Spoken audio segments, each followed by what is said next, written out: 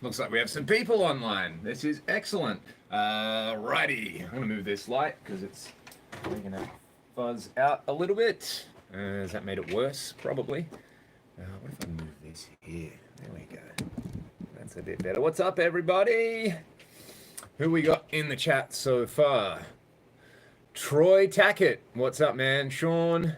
I'm pretty good. What about you guys? We got Ryan from Massachusetts. Justin. Hey, man. How are you? This is Axe Effects at the moment. The 2210 is somewhere over there. I don't pull that one out a whole lot just because it's, if you've ever played one, which, you know how damn heavy those things are.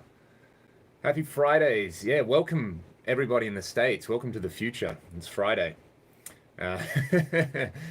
All right. If you guys have some questions, there was a few questions I got asked last week that I didn't get to tackle, so I'll do them this week. Somebody mentioned that I should talk about Rush, who are one of my favorite bands. They're definitely in the top 5. So I'm just going to move this again. I'm sorry. Let's see. This is a little bit more comfortable for me. I just got the Dino, which is what I'm, you know, the Australian naming convention is you put an O at the end of everything. So it's not just a Dean, it's a Dino. If your nickname was Dean, if your name was Dean, your nickname here would be Dino. So that's officially the nickname of this guitar. But I got it back from Tim at MT, and I got it set up for drop C, and it's settling in pretty. So that is, I guess, man, this is killing me. Maybe if I move it here. Hey, maybe that's a bit better. There we go. Great. Alrighty. So yeah, it's pretty good. What is this? Recto 1.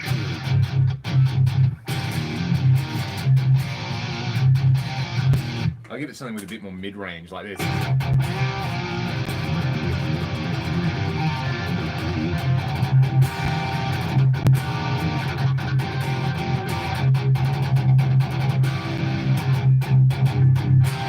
It's nice and tight, which I like, and that's with a 52. I might try a 56 on it. With a Dino through the AXO. Driving the prices of vintage gear up. Yeah. Well, the whole thing is that, you know, I've got stockpiles of this vintage gear. I'm just going to demo it, and then when the prices hit peak, I'll sell it, and I'll literally make tens of dollars. Yeah, the Dino through the AXO, though, it's pretty good. Pretty good.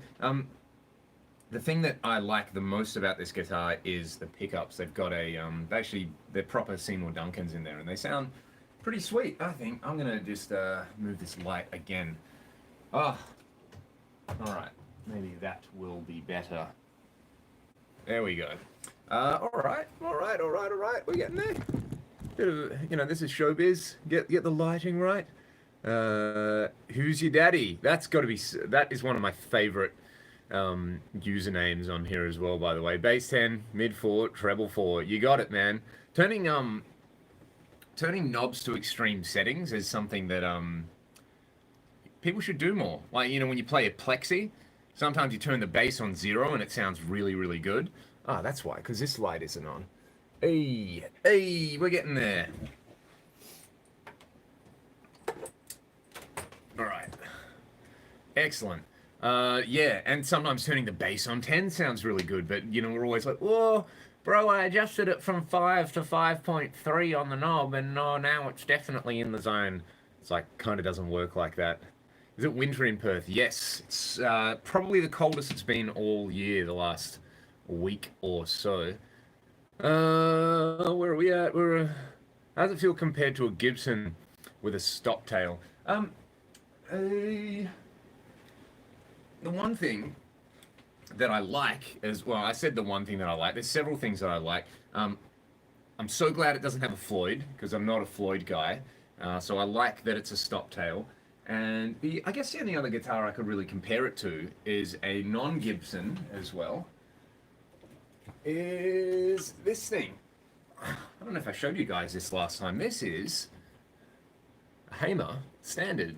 I bought this guitar in the first time I ever went on a plane. I went to Sydney when I was at university, and I didn't go to university to go to Sydney. I did like a summer project, and part of that summer project was they flew me to Sydney to give a talk on the summer project I was doing, and I went to Jackson's, which is now gone in like I can't even remember where that was, but I saw this guitar, and at the time, the Aussie dollar had just like recovered to the point where this guitar was actually like pretty well priced for what it is, and it's got this insane.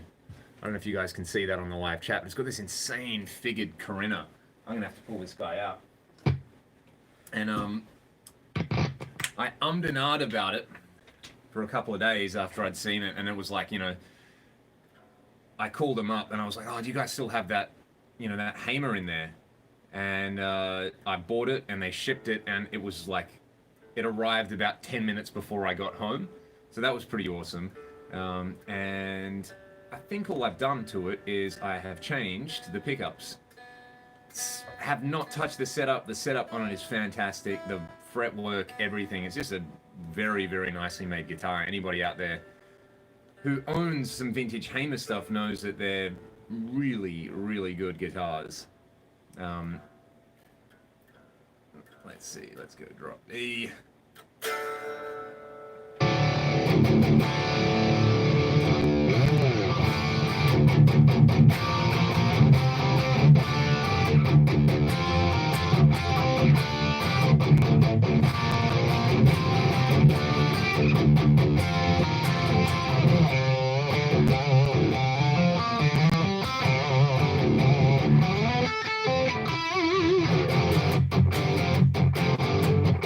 Man, that part of that song's always done my brain in, but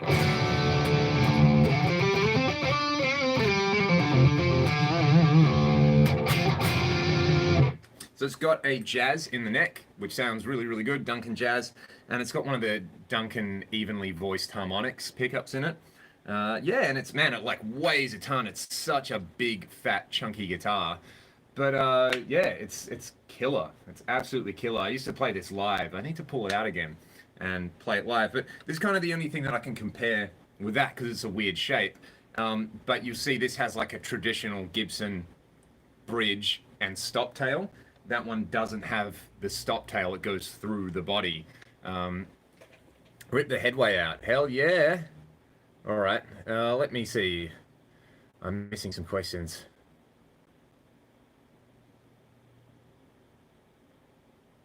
So hopefully that answers your question, Tim.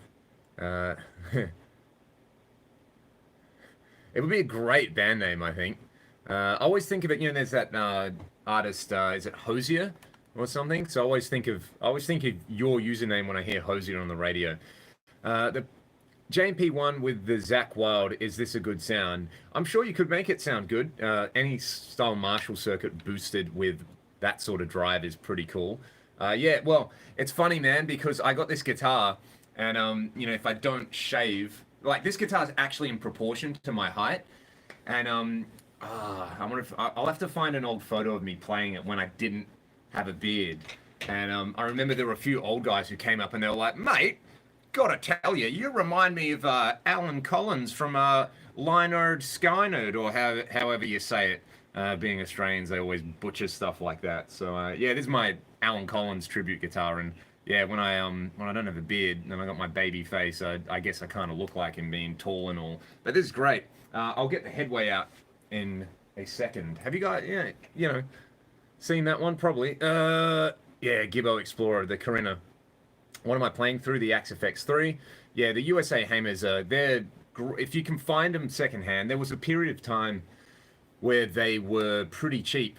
And I think people have kind of cottoned on, and they're pretty hard to find cheap at the moment. Play through the ADA. Hamer Special with P90s. Speaking of which, I talked about this guitar, I think on the last live chat I did here. Hamer Special P90s, amazing guitar, really, really good. Love them, love them. All right, I've got the heater on in here now, so I can probably, I'm not going to be like freezing the whole time. You look like the Hound's little brother, yeah. I need to, put on like heaps of muscle, and B, cosplay that. Do you ever use the AX8? Yeah, I use the AX8 quite a bit. I use it for every acoustic gig that I do because it's got a looper and it's got some cool processing in it. And then I use it for fly gigs at the moment. All right. What was that I just saw?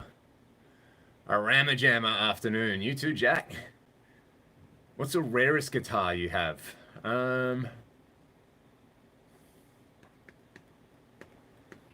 Rarest. That's interesting. I don't know. I have. What's a kind of weird thing that I could show you guys here? I guess if it's a Gibson, that kind of doesn't qualify unless it's really weird. Rare guitars. Let's see. That's a good question. That is a good question. What about this? This is kind of interesting. This is, I think these are made somewhere in the States. It's a Blues Boy Jag. I have to plug this in now, don't I? Absolutely have to plug it in and tune it up and play some music. Let's see. Where are we at in the chat? I don't use a power conditioner with the Axe 3. I haven't had any issues, but the power in Australia is generally pretty good. And this guitar lives here. Excellent. Oh, here's a cool rare bird. There's another Hamer. This is what they call a vintage S. It's one piece. Well, it's actually two pieces, but it's solid flame maple. And it had a little onboard preamp. Look at the neck on that. Insane bird's eye. And it's like a 7/8 scale. So that's pretty cool. That's pretty, I guess, rare. I haven't seen a lot of them around. All right, I need to tune this crazy looking thing.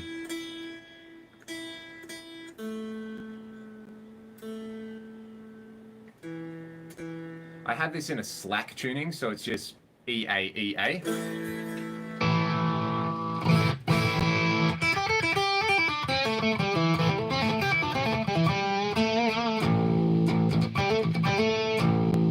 And it's funny because the low string has a separate pickup, so you can do drop A. They don't have a lot of output.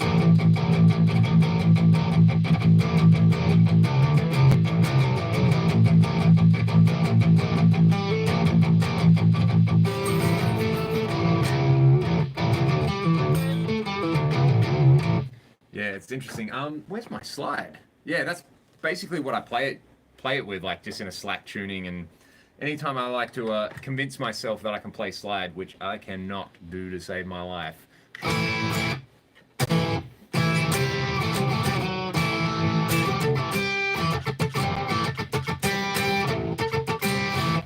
How do you like the neck on the SC245? Let's grab that guitar. This is cool. We're talking about guitars, which I don't spend a lot of time. I talk about guitar gear a lot and use the same guitars for everything. It's not a mega chunky neck. It's definitely chunkier than the like wide thin on the custom 24s that I've got. It's a different profile to the McCarty. And I know the mirrors have the same neck as the custom 24s, but this one, it's like a little bit chunkier down here, but it's pretty good for my hands. Like it's probably more on the, for me, I would consider it like a slimmer neck, but it's not a fat neck. It's like, I mean, I have no idea, like, you know, when people are like, oh, it's a C shape or a D shape, or I got no clue, but this is a sick guitar.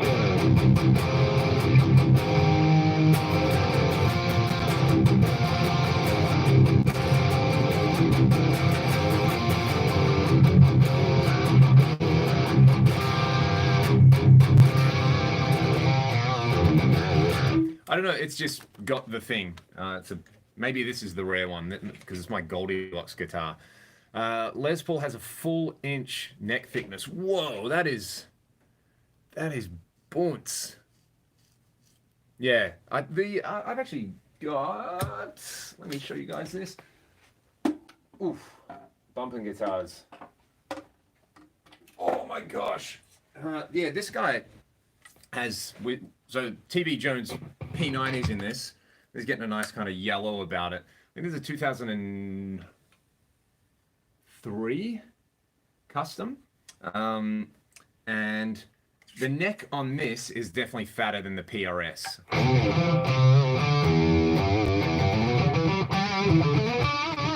Yeah, actually this is kind of chunky.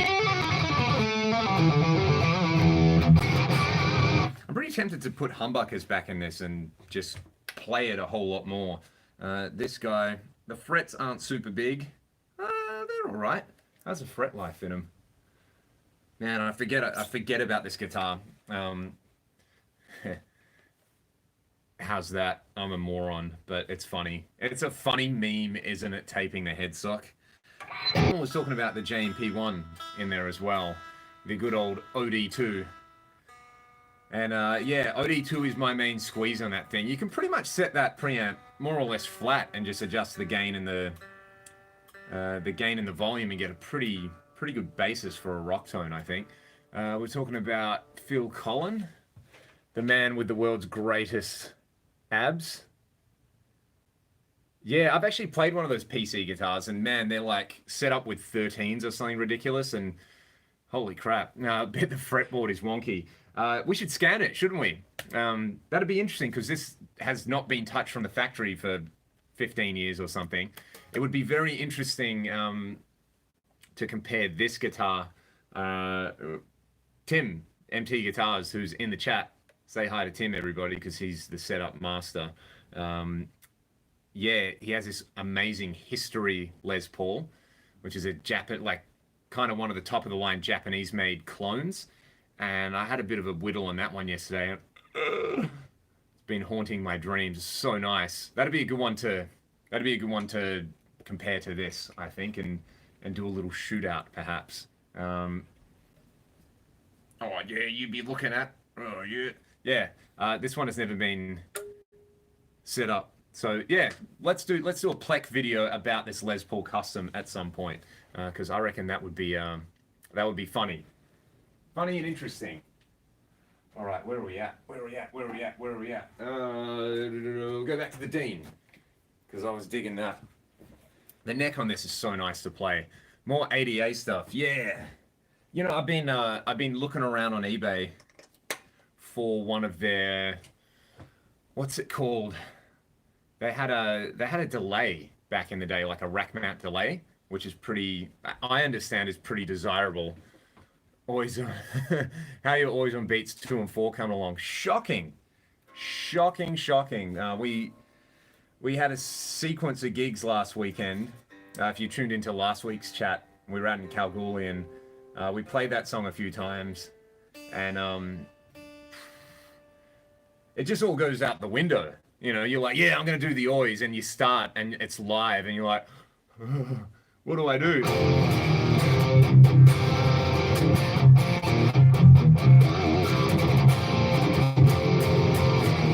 The quad reverb, yeah, man. I think my buddy Troy has one of those, actually. He's got a sick ADA collection, actually. He's got 2 of the power amps, he's got 2 MP1s, and he's got an MP2. So I'll probably have to borrow that MP2 at some stage and do some stuff with it, because I just haven't done a video with the MP2. There's not a lot of good demos floating around of the old MP2. Yeah, they did some really cool stuff. The Shankardine has a big 50s neck. To be honest, this one has a pretty similar profile to the PRS. It's nice and chunky down here. I love this volute, or volute, however you say it, volute or whatever. Nice and chunky down there. All right, so Torrance has never heard of ADA before. What's it all about? Let me show you guys. The rack. I don't know if you guys can see that. See that thing with all the blue buttons? That is an ADA MP1. There's a tri-axis in there, which is, yeah, the tri-axis is easily my favorite rack mount preamp of all time. The ADA does its thing really well, but the tri-axis is like, that's beast mode, man. It's such a great thing. And there's the purple thing in there is a Soldano preamp clone made by a guy in Russia. Yeah, the ADA is like, it's kind of the sound of an era. If you've listened to Mr. Big or Extreme or White Lion, they're all using ADAs. So Caught my younger brother looking at a beer bottle while I was in the bathroom. I didn't know what to do. Ah, jeez. Hang on. Looking? All right. Let's just ignore that one. Yeah, so Torrance, go and check out my my videos with the 80. I got a couple of them. You can sort of check it out.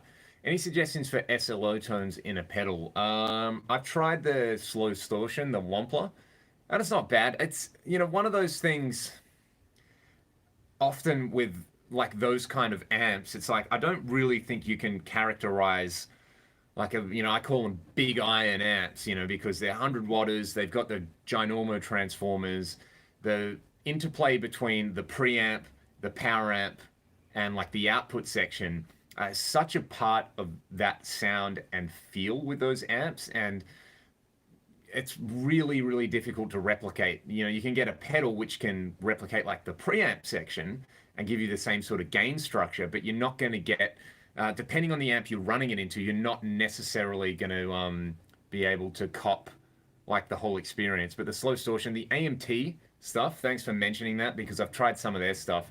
And they're pretty impressive. Going like, they're really nice because they're, you know, like an MXR size, but they have a little speaker emulation in them. So I actually owned their JCM 800 pedal for a while, and that was the last thing I tried before I got an Axe-Fx. I did a gig with that guy direct, and it was pretty good. Didn't mind it. Didn't mind it at all. I think I ran like a, at the time I had the AMT, and I had a Barber direct drive, and I had the H9 and a bunch of stuff, and I did a fly gig with it. And it went okay. I didn't mind it at all. Let's see. Thoughts on the real Triaxis versus the Axe 3? Spot on. So unbelievably close. Am I still using the AX8? I said earlier in the chat, yeah, I'm using it for acoustic gigs and fly gigs. Sounds great. Try the Moore micro preamp. Not yet, but that's on the list. Let's, where am I? Buzz off, getting a spam call. That's no good. Look, I have to say, who said this? Nick McAllister. But is there an era you would recommend? Look, I am a big fan of Gibson guitars. Yeah, quote that one. You know, like Les Pauls, Firebirds, Vs, Explorers, 335s. I absolutely love them. They're actually, all those designs form the core of like, you know, that's like 70% of the guitars that I love, and I think they're fantastic. I think my beef, so to speak, and the reason I'd never buy a new Gibson is because the new ones have issues. And if you can find a good one, they're amazing guitars. Like, you know, nothing else sounds like a Les Paul. And if you can find a good one from the right era, as you're suggesting, then yeah. For me, I think if you can get one from the early 90s or the early 2000s, like 2000 to 2004-ish, was a pretty good era for Gibbos. The Les Paul traditionals that I've tried are really, really good guitars. And like I said, the early 90s ones, I used to have a Les Paul Limited Colors from the early 90s, and it got stolen. And that was a great guitar. And my buddy Troy has one from the early 90s or mid 90s. I mean, it's like anything, you got to hunt around, you got to find the right one. And his had a bunch of issues which got sorted out. But yeah, I mean, there's definitely some excellent errors with those kind of things. There's one of those things. It's like, you know, if you went and bought an old car because you think it's cool, you know, you want to go and buy a cool old Ford Capri or something like that, you know you're going to have to put some work into it. So if it's one of those things where you're prepared to put some love and some TLC into it, no reason they can't be incredible instrument bass. Dude, that is such a good way to do it. You'll get some incredible tones out of that. The SLO Mark II, I saw something about that. I'll see it when I believe it, but oof, I would love to try one of those. Why did I sell the Vintage Modern? Great question. I moved, actually, that's not the only thing I sold. I sold that, and I sold my Jet City, and I sold my Dark Terror, and I sold my Cherry Tone Sunny Yeti. So I sold a few amps recently, and there's been people asking, like, hey, can you do another demo of this thing? And part of the reason was I've got too many amps. They're taking up too much space. But another part of the reason was I got chatting to someone who makes excellent amplifiers, and we got chatting, as you do, and going off the deep end about amp circuits and designs, and I asked if they could make a particular amp, and they said they could, and we're in the process of making it. So I have another amp on order, which is pretty awesome. I think it's going to be really cool, and it will fill the space that all of those amps kind of filled. So I'm pretty excited to get that one. It's probably another month or so away from being finished, and I'm not going to say too much more about it until it actually arrives. But yeah, I flipped the vintage mod and a bunch of other stuff to A, free up some space, and B, fund another project. So let's see, MP1 5050 parametric EQ. Poof, dude, that is a sick rig. That will do just about anything you like. Yeah, the 70s Les Pauls are good. I think they're getting to the stage where they're overpriced for what they are now. Much like the 70s Strats, like that. Realistically, if you're buying them for nostalgia factor. They do need a lot of work. Let's see, SC245 or Les Paul. For me, SC245 any day of the week. But having said that, there's things that my Les Pauls do that my SC245 does not do. Let me pull this guitar out and show you guys. Probably not the best medium, but this guitar, oh man, this is a great Les Paul. This is a 2002 Premium Plus, and like I said, you got to put a bit of work into it. Goto locking tuners, Tone Pros locking hardware, Martin Naismith pickups, CTS pots. I've gutted the whole thing.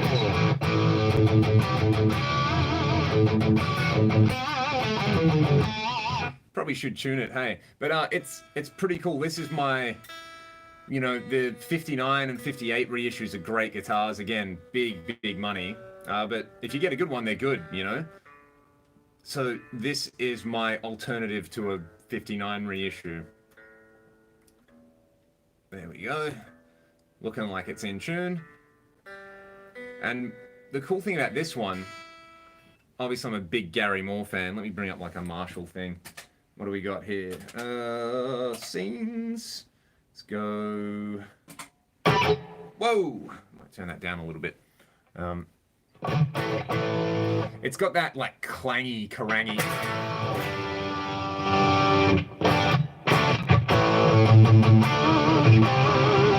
But the pickups are wide out of phase, so in the middle, whoa.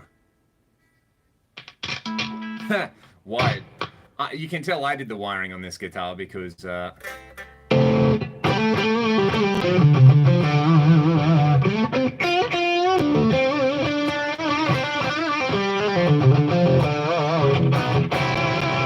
it's just got that thing in spades.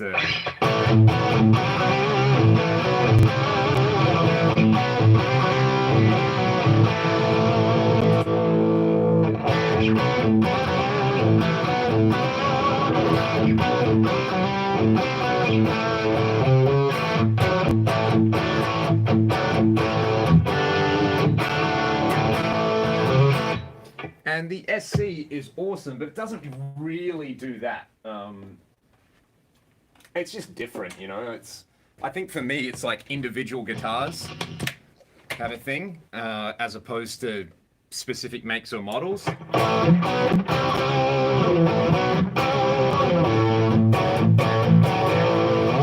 Hopefully you can hear it's just a little bit darker sounding, and it sits in a sort of different place. I think it's like the mids or something. Where are we at?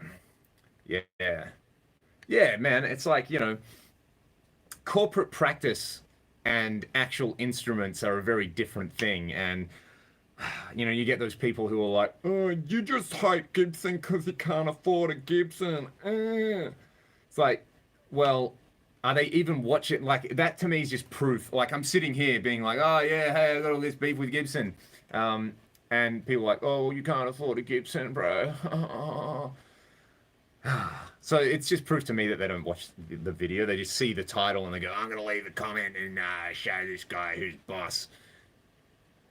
A Charlotte Trem on a Les Paul. That's very Steve Clark. Do you like the bass breaker amps? I have not tried one, I'm sorry to say. I really should. Nah, John, you're not being rude, mate. You're not being rude at all. Believe me. Believe me.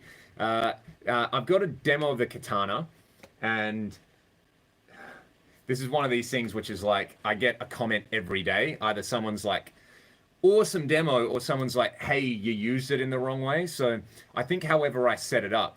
Oh, look, there's one of the cats. They're probably going to want to go out in a second after they tear the carpet up.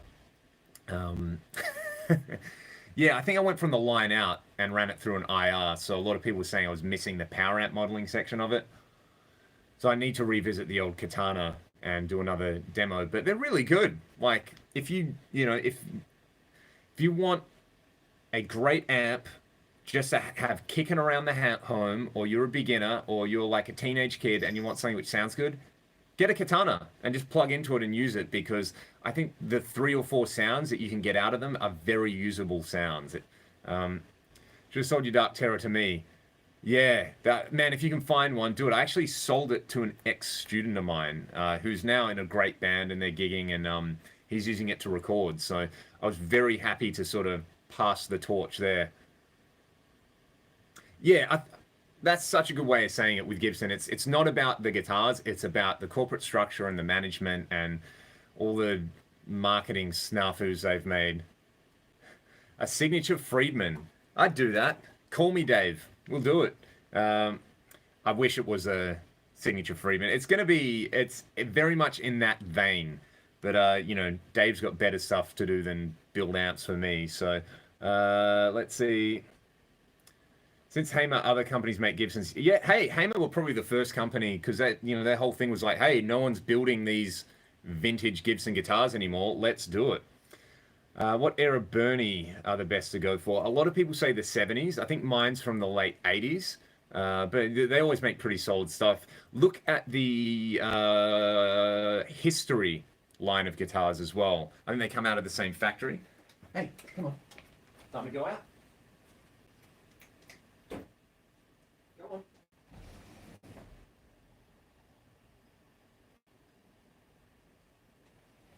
All right, there goes the cat. What was I talking about?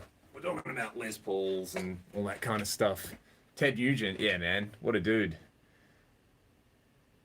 Oh, John, you're gonna have to show me that one, mate. The switch on the Les Paul drives people nuts.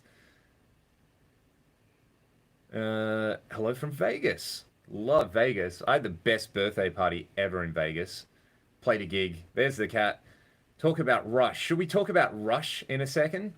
Try any M3s or Horizons? Not really. Yeah, I'm gonna have to do a demo of the Katana. Yeah, a lot of Katana fans because they're great. What's my favorite acoustic guitar? I'm gonna go grab my acoustic guitar for you guys, and then we'll talk about Rush. So, some people love Rush, some people hate Rush. And I can understand why. I personally love them. Oh yeah, all right.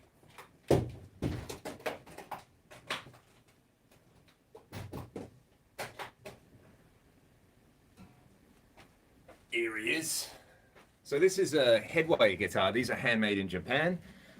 Beautiful, beautiful instrument with this cool little teardrop thing here, so you can get some air movement onto your chin. I've got it in. What tuning is this?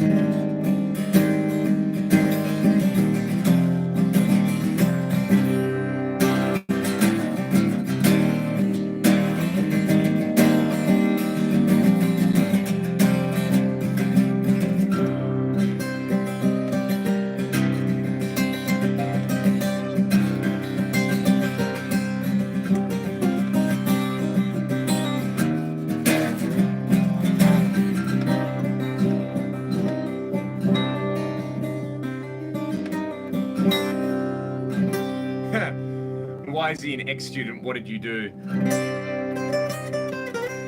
He got better than me at guitar, so that's why he's an ex-student, which happens fairly regularly. I've had some incredible young guys come through here, and girls as well. Fantastic players, and often it gets to the stage where it's like, mate, just go and do it. Go and do it. Go and be in a band and make music. And I got nothing more to show you except to sell you my old amps. So, but yeah, this is a headway. This is in this tuning is C, G, C, G, C, D. So it's C sus2, and it's pretty. It's actually kind of cool because all the ragdoll stuff's in drop C. So you can take. I was playing around with arranging some of our songs for acoustic guitar, and you can take like a song like Shine.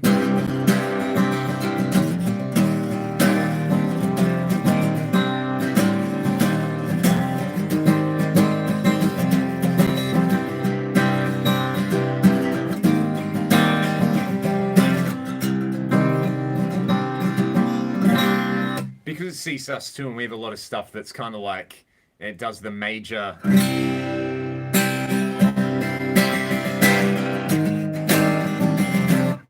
minor thing. It hangs in there pretty nice. So are you altering tone structure with tube gain factors? What is that in relevance to? Oh man, cats are great. There's a lot of cats hanging around here. Whoa, whoa, whoa. Like 5 or 6 kicking around. PV Vandenberg, no, but I remember wanting one for ages. No rush, bro, take the time. Jeez, this is good. Zeppelin, no, it's just a C sus2 tuning, so it sounds like Zeppelin. Close up of the headstock. I really like this headstock. I wish they would make electric guitars with this particular headstock because it's kind of nice. Sort of PRS-ish, I guess, without the big cut. It's like a PRS Gibson hybrid. A fishing. Oh man, I can't fish to save my life, so there's no danger of that. But somebody mentioned Rush, so we'll chat about Rush. And I first heard them when I was maybe 16, because I was getting into like Dream Theater and Queensryche, and you know, all roads lead to Rush. And I was really, really into concept albums. I loved that idea of like you can write an album, but all the songs tell a story. And inevitably, you end up on 2112. So, what are his favorite Aussie films? Ooh, we'll get to that one in a sec. I'll remember that one. Yeah, and I remember hearing them and totally not getting it and being like, what's so good about this? And for some reason, I still kept 2112 on my little, like, it was like an iPod knockoff made by Samsung or something at the time. And the power went out. I always remember this. This was like in summer. It was so hot, and the power went out, and whatever I was doing, I stopped doing. And so, you know, I went up into my room and I laid down and I just put my headphones on. I was like, oh, I want some new music to listen to. And for whatever reason, you know, I clicked on 2112. And because I actually had the time, I sat there and I listened to the whole thing, and I was like, oh, I had one of those moments where it really hit me. And Rush for me are a funny band because I heard that album and I really got into it and I listened to it a lot, but I hated the next one. I'd try to listen to A Farewell to Kings and I'd be like, nah, don't like it, sounds different, back to 2112. So I listened to 2112 heaps. And then one day, A Farewell to Kings really hit me. And you know, you had Xanadu on there and you had a couple of other songs which were just like, oh, like that. What's that?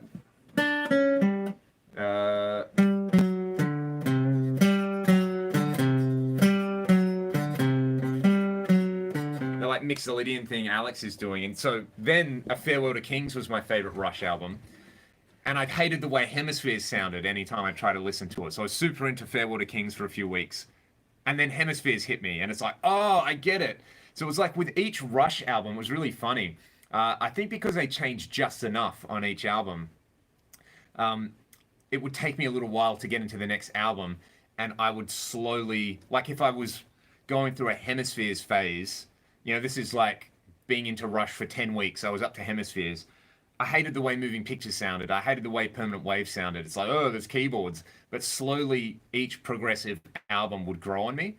And that has kind of been the case with all their stuff. It's like, you know, I get to a point in my life where, you know, each album kind of makes sense. And the new ones I really liked. I think when Snakes and Arrows came out, I kind of liked that one immediately, and the same one with the most recent one, Clockwork Angels. There's some really cool. It's got that whole like steampunk thing going on with the imagery. What are people saying about Rush? Yeah, man, Permanent Wave is such a great album. Alex's Semi Hollow, yes. And yeah, basically, with each album, I kind of got into it, and they're like a band I feel like I've grown with, where it's like I've been able to get into each album. And then I remember finally getting into moving pictures, and that was like, all right, I get why this is such a great album. But the album for me that changed me and changed the way I like music was Signals, because that was the first one that was really, really keyboardy. I remember hearing it being like, I think this is where I'm going to stop with Rush for a long time. And then, as I do, it's like, oh, well, maybe I should give it another chance. And my God, my God, Subdivisions. That's probably my favorite Rush song. Hearing that, and it just crushed me one day, and I was like, oh my God. And Signals quickly became one of my favorite bands. Yeah, like I was way into like Megadeth and Opeth and all this kind of stuff at the time, and it took me a while to get Rush, and then Signals, and then Grace Under Pressure was the album that again that I, I got into it at a really particular time in my life, and all the thematic stuff on there. It's such a reflective, melancholy kind of album. Yeah, I really, really like it. I really, really like it. Listening to Rush got me into a lot of other styles of music that I probably wouldn't have got into, like, a lot of 80s synth stuff, a lot of reggae stuff. Um, yeah, to me, Rush did the Police better than the Police ever did the Police, which might be a kind of controversial thing to say because the Police are a great band. But yeah, I love when they were into that kind of era. Favorite Rush riff or solo? My favorite Rush solo is easily the solo in Limelight. That is a work of art, and I've never tried to learn how to play it, and I don't think I ever will try to learn how to play it because I don't want to ruin it. To me, it's just it just does the right thing for that song at the right time, and it's sort of like the song's about here, and then the start of the solo, it's like he sort of dives off a cliff, and then it slowly, slowly builds, and then right at the end of the solo, the song goes, and it's like, oh. But in terms, I need a guitar that's not in open C sus2.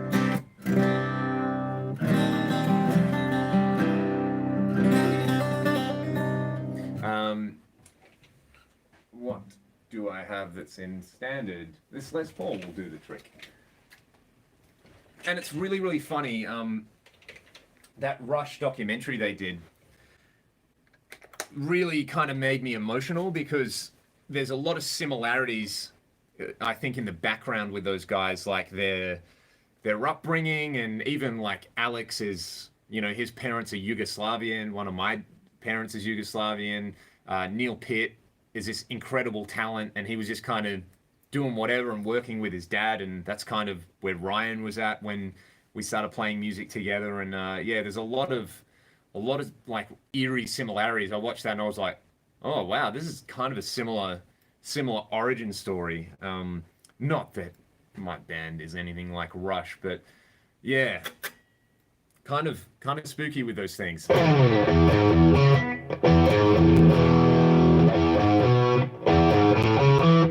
There it is.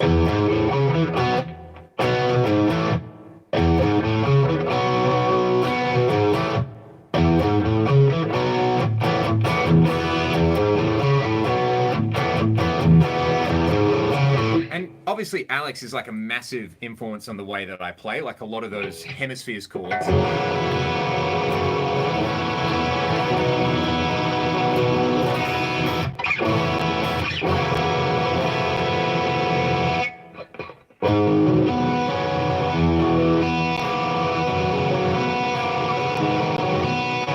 Actually, I reckon Limelight was one of the first songs I could ever play and sing. And I used to have a set of Roland PK5 bass pedals, and I actually learnt how to play and sing and play the bass pedals to that song at one stage. And I'm not going to show you guys how I sing because I'm terrible. And yeah, but that was sort of the, you know, by sing I mean I could make all the sounds roughly in the right place while I was playing. So that was a really interesting one. Basically, if you take like Alex and Ty Tabor, they're probably the two guitar players that I play rhythm guitar like the most. Have I ever played a Parker guitar? No. Sorry. I have played a Parker guitar, but I've never had one here in the studio. Unless it's on the 2-4. Yeah, the Roland bass pedals are really cool. They're just huge and like unwieldy. Nah, there's going to be no singing on here. What else? Somebody asked about Zappa.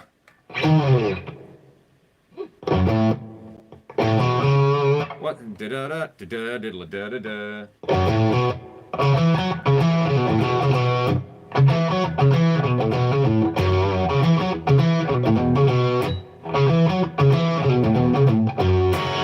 That to me is such a that's about as much Zappa as I can play. There's been little bits and pieces I've tried to learn, but Frank's one of those guys where it just floors me, and I just sit there and listen, and I never sort of try to play any of it. And I really like his lead guitar playing. He had a very unique voice on the electric guitar.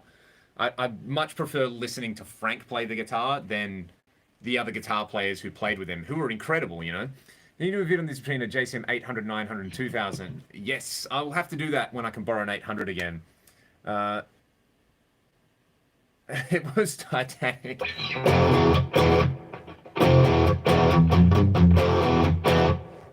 Dave kind of sings through his teeth the whole time, which is part of the Megadeth sound, which is always interesting. Listening to Zappa will change how you think about music. Cannot agree more with that. If you're a rock pig like me, then Frank is the gateway artist into art music, I think. And I actually think I like watching just interviews with Frank where he's talking about his attitude towards music and life even more than his music. He was a pretty special dude. I can't sing in key with a radio doing the work. Yeah.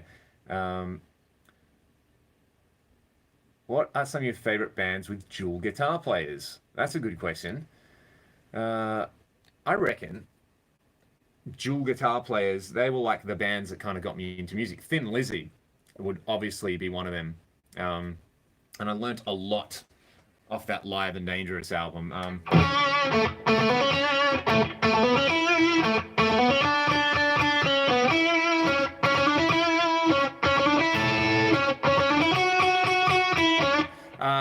I love 80s bands, all the underrated ones. Bullet Boys, Smooth Up In You's great.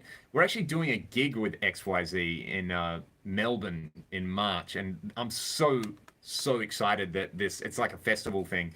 And they got booked for it, so that's going to be pretty awesome. So Thin Lizzy, and I used to learn, I'd go and like learn, you know, that harmony. And then I'd learn the high harmony as well. Just kind of taught me a lot about how to arrange for two guitars. How's Waiting for an Alibi go? That's in C sharp.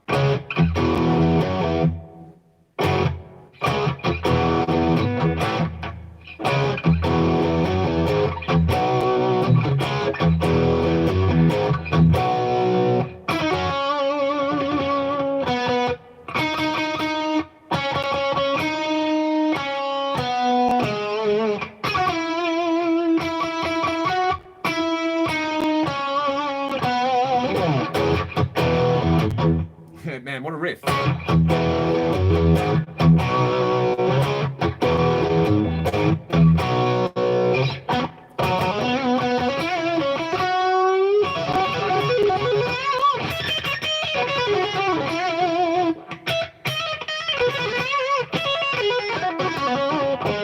How does that solo go? God, it's so much trickier than it sounds.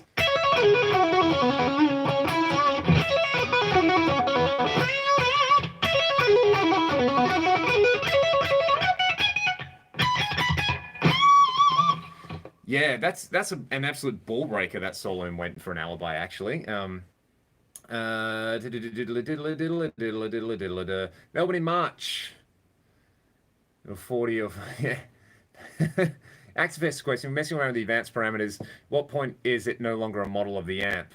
That's a good question. I mean, in reality, like the difference between a Friedman and a Cameron and a Cherryotone and all these like modded Marshalls often are like they tweak the input EQ, they might add a negative feedback control. There's like a few simple things you can do to have a modded amp. So yeah, I don't know. Just don't worry about it and just put it where it sounds good, I guess. Iron Maiden were another one. They're one of the first like metal bands I ever listened to, and always really liked them. But Peace of Mind was the album for me that was just like absolute primo. What does it start with? Where Eagles There?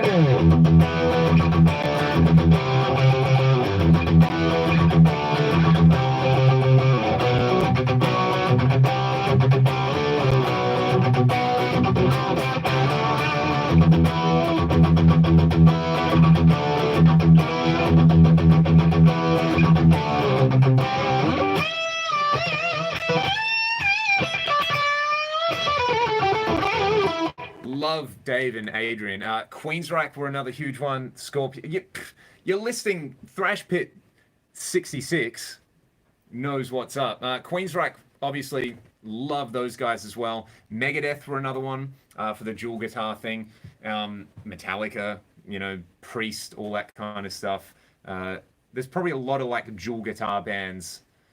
I think because I play in a single guitar band, and I think now because so many bands that have one guitar player, you know, you go in and you record stuff and you quad track stuff anyway. That's a little bit of a lost art, having two complementary guitar players. I'm going to embarrass myself now.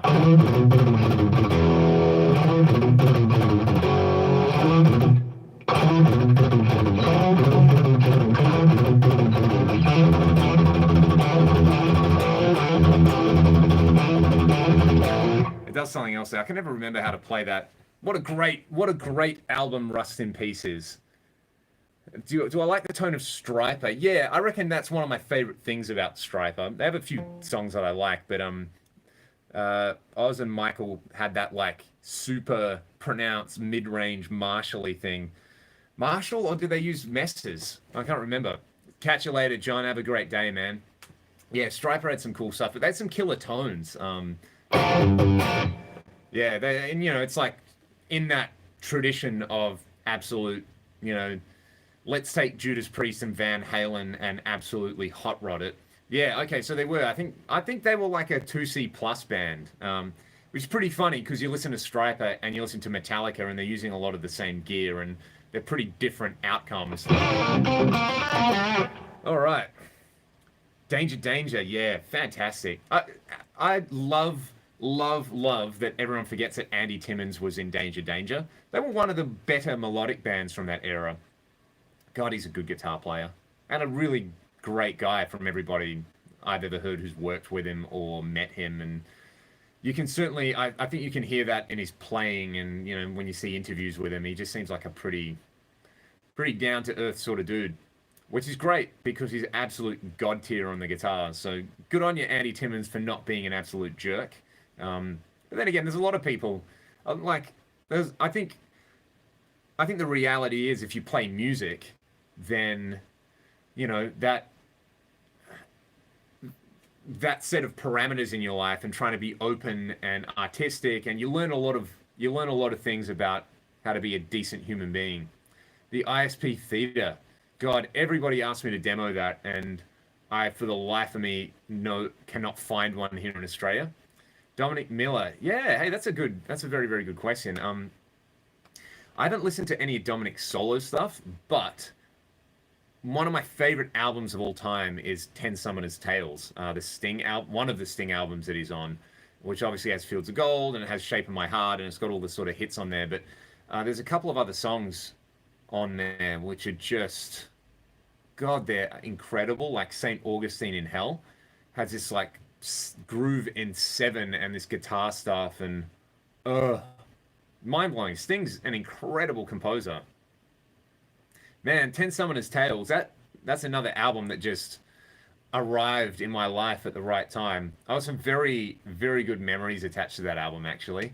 Any album with Vinnie Colaiuta, yeah, dude, that that groove on St. Augustine in Hell is like, wow, wow. And what's a something the song about the boy, something the boy said. The guitar tones on that, and that's incredible stuff.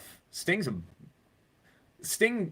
gets a lot of love from, like, you know, because he's a rock god. He was in the Police and he had solo hits. And when you see a write up about Sting, you know, in the sort of mainstream press, they always like talk about how good Sting is, but Sting is actually even so much better than they imagine. He's so good. If I ever lose my faith in you, yep. Wow, that's a very, very good album. Approximate release date of the Fractal FM3. I have no idea. I'm not the guy to ask, unfortunately. I know they said on the forum a couple of weeks ago that it would be a couple of weeks, so maybe they're getting close.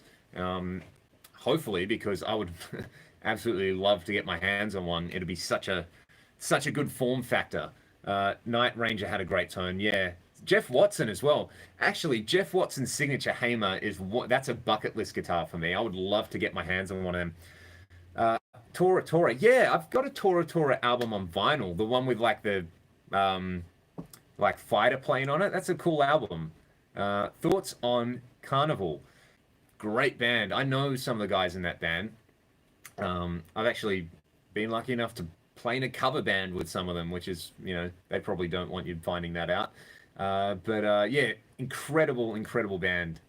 One of the most important bands to ever come out of Australia, I would say. Firmata came out when I was in high school, and that was like, whoa, here's this local band who are doing this thing that just, like, everybody was all about that album. But I didn't get into them until Sound Awake came out. And Sound Awake was one of those albums that changed the way I thought about music again, especially the production on it, because Forrest's productions, and you know, he's gone on to produce so many other bands in that genre, and he's just got such a strongly identifiable sound, and like, great at what they do. Yeah. So yeah, I'm a big fan of that band. I listen to like everything they ever do. So it's always a bit of a spin out for me anytime I run into one of them in Perth or get to play with one of them, which is which is even cooler. Were you a fan of Loudness?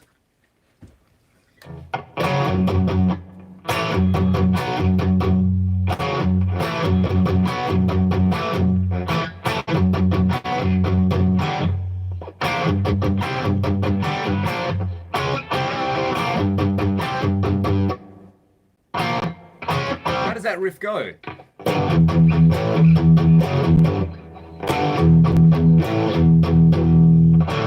There it is. There it is. There it is. Yeah.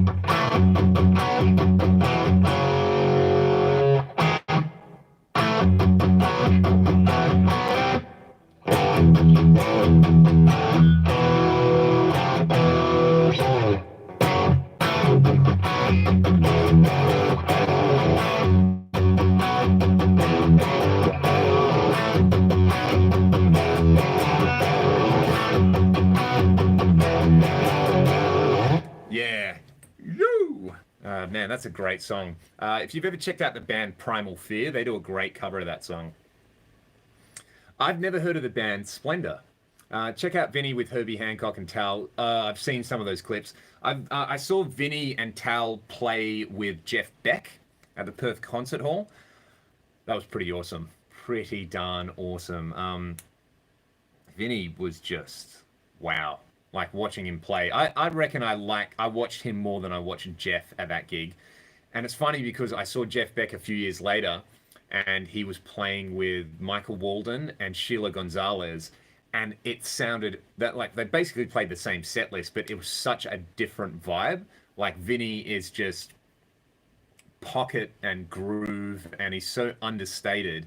And then and also Tal's incredible, but again, it's very much in that sort of jazz tradition where they'll just sit in the pocket and just absolutely, you know, destroy you with groove. And then Sheila and Michael Walden, that was like such a like rock show. Like, they came out and they're so aggressive, and they played the songs they just played them in a different way, which was, yeah, like Vinny and Tal was very much a like consummate smooth, understated kind of thing. And then Michael Walden and Sheila was like aggressive rock. And there's just Jeff up there just being the best at what he does as well. So getting to see them with two different bands was really interesting. Am I familiar with Steve Lukather of Toto? Yes. Toto, like Steve is one of the first guitar players I was ever aware of in my life because of Toto. And I'd hear Toto on the radio and I knew that Toto had good guitar. And Steve's a pretty funny dude because he, I don't know if he's still active on Twitter. I actually deleted Twitter recently because I was spending too much time on it. But Steve was one of those guys you could tweet something at him and he'd always say something. And I remember, I forget what it was, but there was a clip I posted and he just sort of wrote back and he was like, dude, great guitar playing. And that's like the greatest thing that's ever happened to me in my life. Tora Tora Phantom Rider. This reminds me of Robert Baker doing a live show. Yeah, a few people have mentioned that I remind them of Robert Baker. Because Robert has that, where's he from? But he has that, I imagine it must be somewhere in the South or the Midwest. Because he's got a very identifiable twang and demeanor, and it's very similar. Like he could be he's an honorary Australian in my book. Vinny's on Lara Basilio's new album. Yeah, she's amazing. God, what a great guitar player. What a great band. Nathan East on bass on that album as well. LA Guns, Dangerous Toys, Tora Tora. That's sick. Yeah, I believe so. With the ADA. I assume you're a Vinnie Moore fan, and you'd be correct. The first two instructional videos I ever had were Paul Gilbert, Intense Rock. So I was sitting there going... doing that, and I had Vinnie Moore's speed, accuracy, and articulation, where he's doing all that.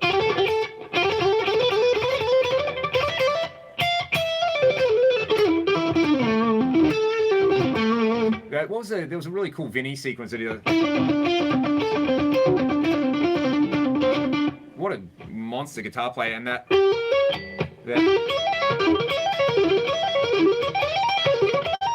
one as well. Yeah, my dad met Vinnie Moore when he did a clinic a bazillion years ago in Perth and said he was a lovely guy and he had the smallest hands he had ever met of a guitar player. A tutorial series. Yeah, if I can get my hands on an FM3, I will definitely do some stuff. Of course, because there's going to be so many people who want to grab them. So that's very much a no-brainer. Vinny is like a jazz Stuart Copeland. Oh, yeah, that's actually pretty cool. I know Stuart's a big jazz fan, so I need to catch up. You remember Guy Man Dude? Yes, I remember Guy Man Dude. I remember a friend of mine and I used to do a duo and we called it Guy Man Dude. Because no one here knows who Guy Man Dude is except for us. So, Paul's instructional... Oh, man, Paul's instructional videos are the best. Are you a fan of the Little River Band? Yeah, man. What a great band. The Farnzonator.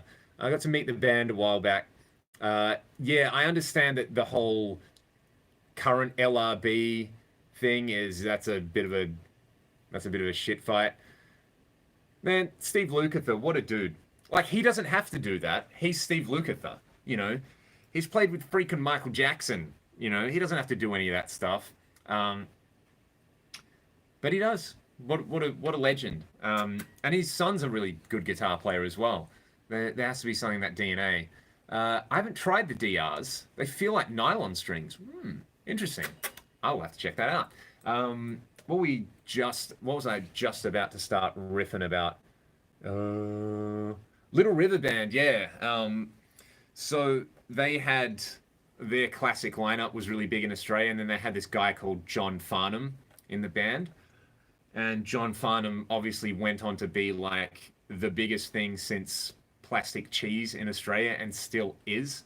Like very much that Whispering Jack album is just kind of like, that's the sound of my childhood because it was on the radio everywhere. But yeah, LRB have some great stuff. There's a great Australian power metal band called Lord who did a cover of Playing to Win, and it's really good. Like, I always thought Farnham would have made a great, like, Dio style rock singer. And the Lord version sick that, but da da da da da da da da da da da da. Yeah, they're a good band and still are. Let's see, where are we up to?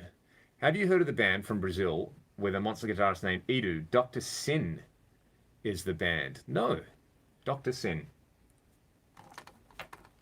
Here's my purple pen to match my purple hat. Dr. Sin. I'll write that down. And what was the other one? Somebody mentioned another band. I'll go back through the Dr. Sin. They're the Rush of Brazil. Well, now I have to go listen to it. Yeah, man, Farnham, what a great player. All right, I'm going to listen to some of these guys now. Actually, let's see. What song should I start with? They're the Rush of Brazil. Play a lick from Petrucci besides Pull Me Under. I can't even do that. The other cat wants to go out. Dr. Sin. Hopefully I don't get a copyright strike for this.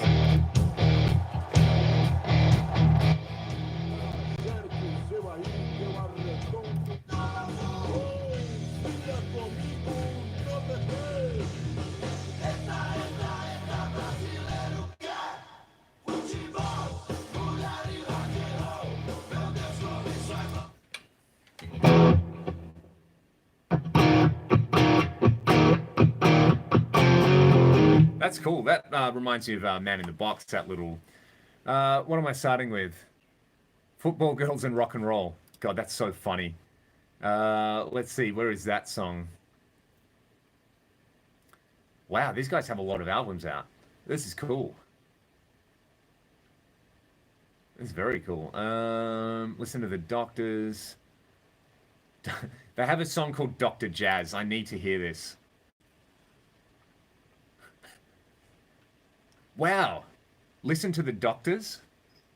Calling Dr. Love, Dr. Rock, Dr. Doctor, Dr. Feelgood, just what the doctor ordered. Dear Doctor, the Doctor.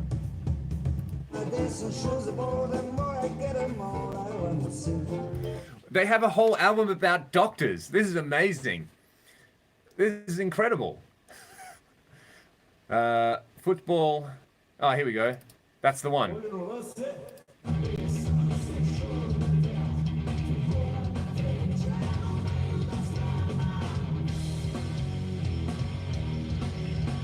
It's like they've got a bit of a Rush Metallica vibe going on.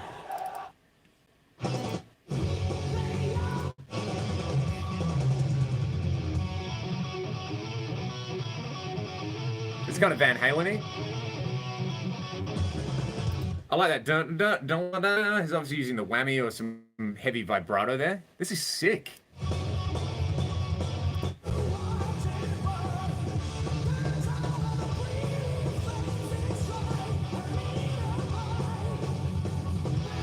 This is great.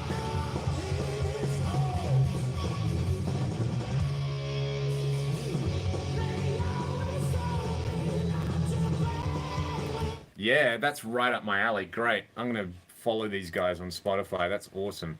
Where are we at in the chat, legends? Yeah, I don't think it really sounds like Rush. It sounds like Rush plus, like I said, Metallica or Van Halen. So, yeah, no, those 5-minute Tones videos are never 5 minutes, are they? Coheed? Yep, I like Coheed. Yeah, Fire. There we go. That's the song I was listening to. Pain of Salvation I've actually seen live. Daniel Gildenlow is one of the few people in that freakazoid level of he plays guitar like Steve Vai and he can sing so well. So yeah, I was so impressed with them. Have you ever heard of Led Zeppelin? They're the Led Zeppelin of Led Zeppelin. That wins. That's the best thing I've read on the internet today and probably will beat it. Angra are great. Yeah, I really liked it. Check out Octavision. Oh, cool. Man, you guys are suggesting some great stuff. All right, Octavision. Let's listen to them. I'm one of those people where I'll often have people be like, hey, you should check out this band and tell me what you think. And I like most music, so most of the time I'm like, it's really good. What else do you want me to say? Octavision have one song on Spotify.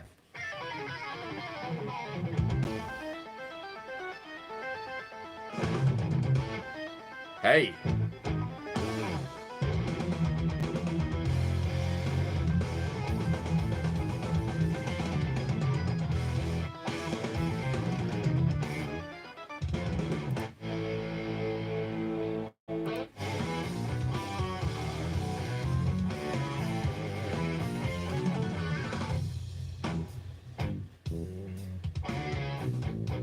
That's cool.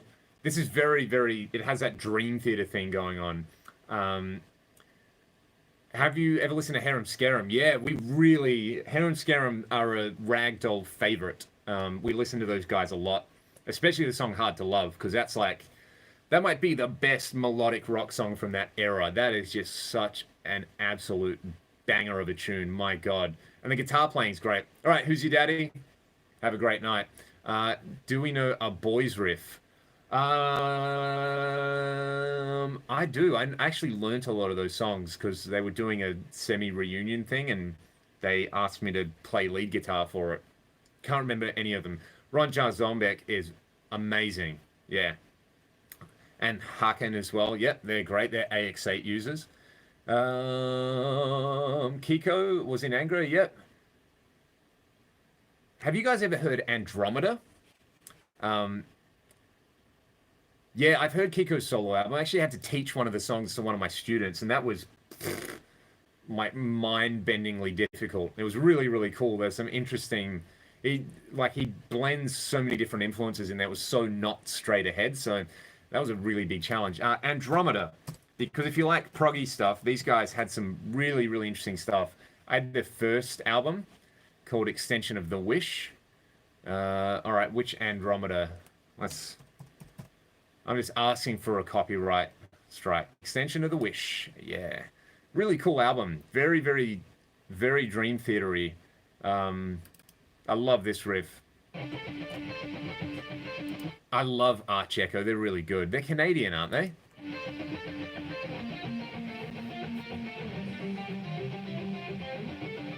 This is, yeah, I remember hearing this when I was like 17. I was like, whoa. I didn't know there were other bands that sounded like Dream Theater. Great lead playing too.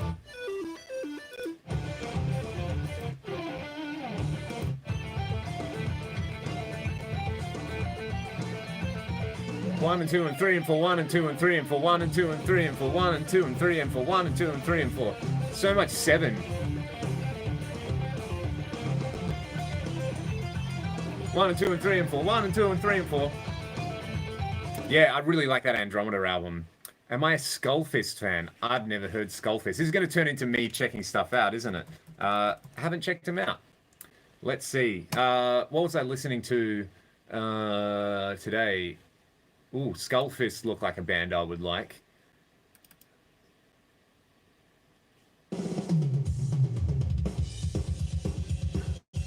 Yeah, this is going to be a band I like.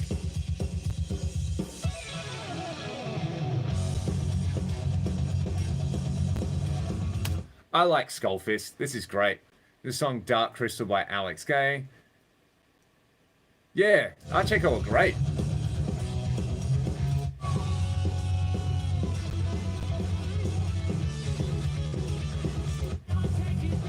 Right, Skullfist it is. Another band I've checked out today. This is excellent. Dark Crystal by Alex K. Okay, let's hear that. This is good because I've got a road trip later today, so let's see. Okay, that one's not on here. Yeah, Cacophony, obviously. Amazing. Amazing. There's that one lick that I can't play.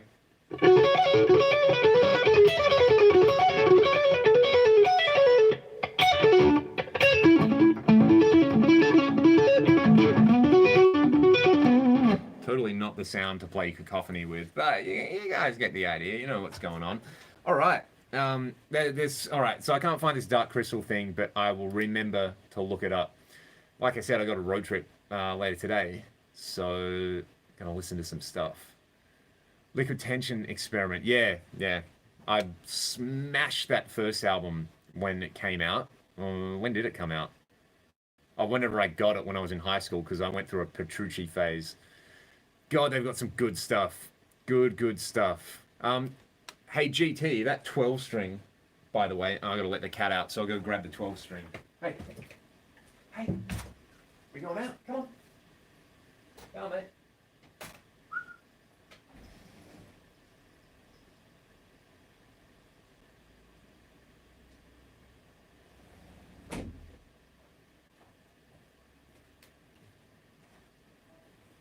This is like a funny experiment. This is something my dad did because he enjoys doing these things. I think it was an old Ibanez. Oh, it's so not in tune.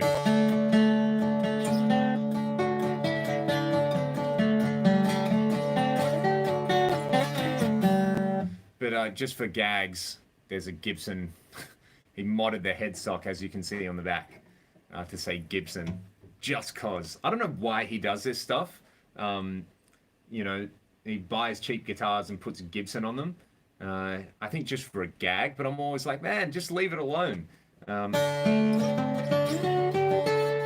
yeah, he literally does it just to troll people.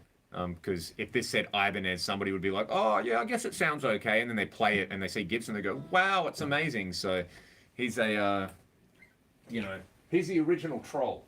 That's great. So that's that 12 string. And he did that and he was like, take this for a little bit, check it out. So he still gets up to his crazy guitar experiments from time to time. Not authentic. Yeah, exactly. Hope a dingo don't get your cat. Yeah, there's no dingoes where I live. They're pretty confined to the non-urban areas. I actually live in a big city, so the giveaway being it's in tune. Damage Plan. Yeah, I remember listening to that Damage Plan album when it came out. There's some, I mean, it's Dimebag and Vinny. So where am I heading off to today? There's a, I'm just going down south, staying with a friend. Got the weekend off. So there's like a medieval soul carnival down there, which is pretty cool. Yeah, I'm going to go straight to jail for that one. What was I going to say? I thought there was some other question somebody asked. Favorite Pantera solo? The end of... what song is it? Domination. I love that solo at the end there. The whole like dun dun dun dun dun dun dun dun dun dun dun dun dun dun dun dun dun dun. That lick he does, whatever it is. I can't play it to save my life.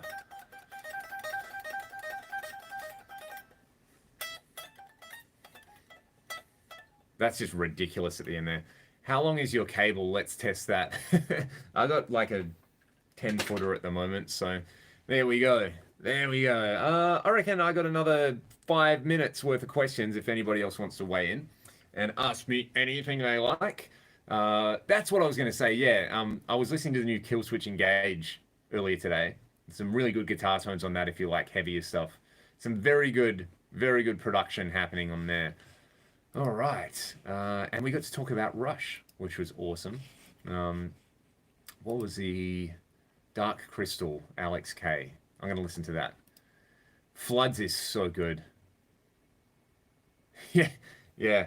Trying to keep, I mean, the nice thing is there's not a whole lot of people at any one time in this particular chat. It's like, I think it maxed out at about 50, so it's not like there's this absolute swathe. The Dark Crystal, Alex K. Cool. I see an Ulbrich amp, so he's obviously an Australian. And he's playing an Ibanez RG of some sort. This is going to be cool.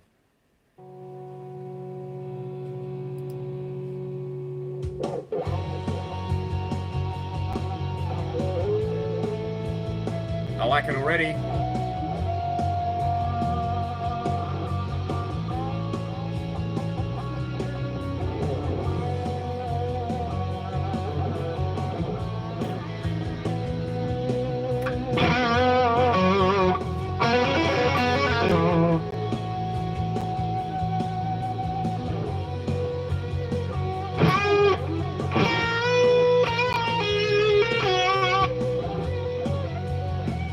Great.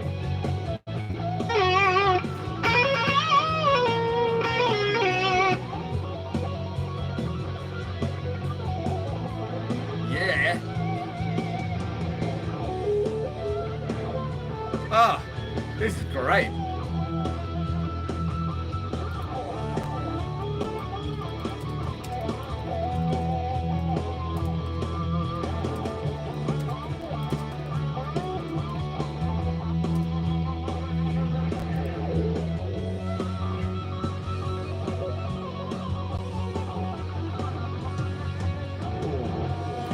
This guy is owning it. That's awesome. I love that like Mixolydian melody.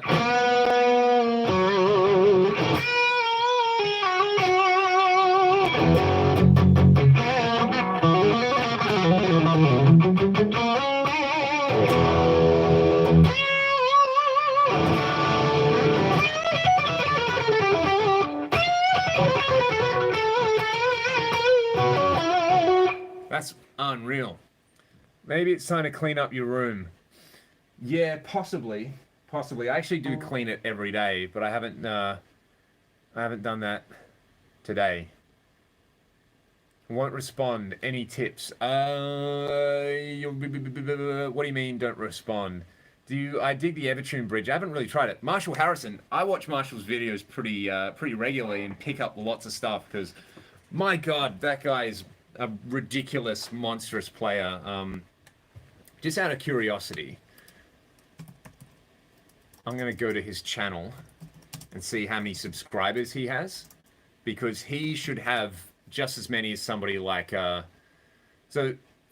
type of world we live in, I have more subscribers by Marshall Harrison, and that's not right, because that guy is just such a ridiculously good guitar player. If you're familiar with Rick Graham, you know, Rick has a few 100,000 subs, and he's been doing it for a while, but Marshall's live streams and stuff, man, he's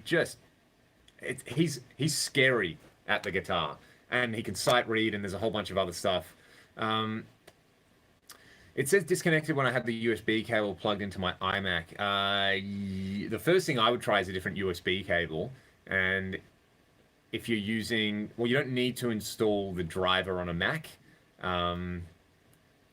Yeah, sight reading while talking and drinking Diet Coke.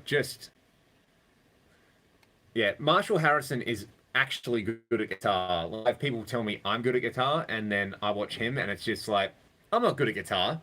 That's somebody who's actually good at guitar. See you, GT. Take care, man. Michael Dolce. Yeah, anything with Michael, he's a scary guitar player as well. And a really cool dude. So if you get a chance to go to his masterclass, I would take it. It will probably be money very well spent. Amazing player. You know, he's like the guy who does all the #1 gigs here in town. So, all right. Thank you guys so much. I'm gonna head off. I got to do some video stuff before I go away this weekend, and you guys are the best. Thank you so much. Grab that ticket in Brisbane, man. I would do it. Commits Matt Picone to cough up Devin Townsend's GP1000. Yes. Yes. Or I've been so close to buying one of those, actually. But anyway, dudes, I got to run. Be safe. Be good to one another. See you next time.